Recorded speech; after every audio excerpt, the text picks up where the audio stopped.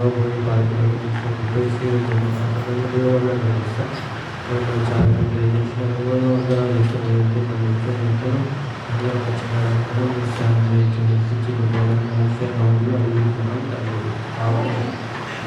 వందనాలు.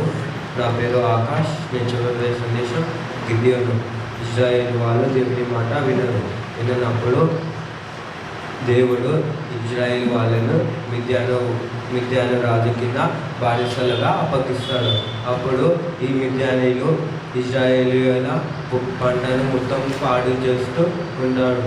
అయితే ఈ బాధ తట్టుకోలేక ఇజ్రాయేలు దేవునికి మొరపెట్టినప్పుడు ఒకరోజు దేవదూత గిద్యోని దగ్గరికి వెళ్తుంది.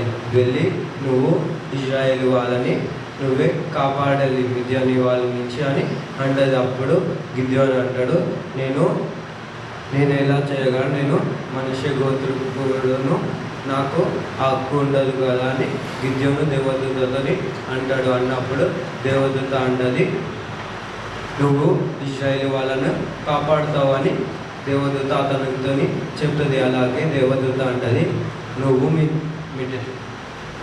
మీ డాడీ కట్టించిన బయలుదేవతను అట్లనే మన బలిపీఠాన్ని నువ్వు కూల్చివేసి దేవుని బలిపీఠాన్ని కట్టు అని దేవదూత గిద్యోనితో అంటది. అన్నప్పుడు గిద్యోను రాత్రి పూట 10 మందిని తీసుకొని వెళ్ళి బయలుదేవతను అలాగే బయలు బలిపీఠాన్ని కూల్చివేసి దేవుని బలిపీఠాన్ని గిద్యోను కడతారు. దాని తర్వాత గిద్యోను 32,000 సైన్యాన్ని ఏర్పరచుకుంటాడు.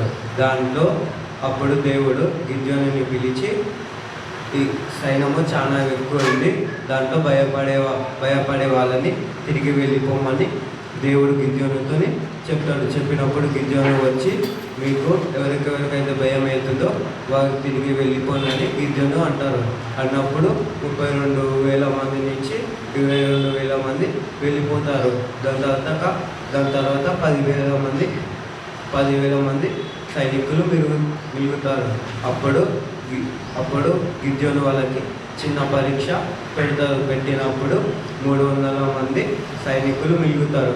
అప్పుడు గిద్యోను వాళ్ళందరికీ దివటిలను, కుండెను, ఇంకా బుర్రను ఇచ్చి యుద్ధానికి తీసుకువెళ్తాడు. ఈ ఇజ్రాయేల్ గిద్యోను 300 సైన్యంతో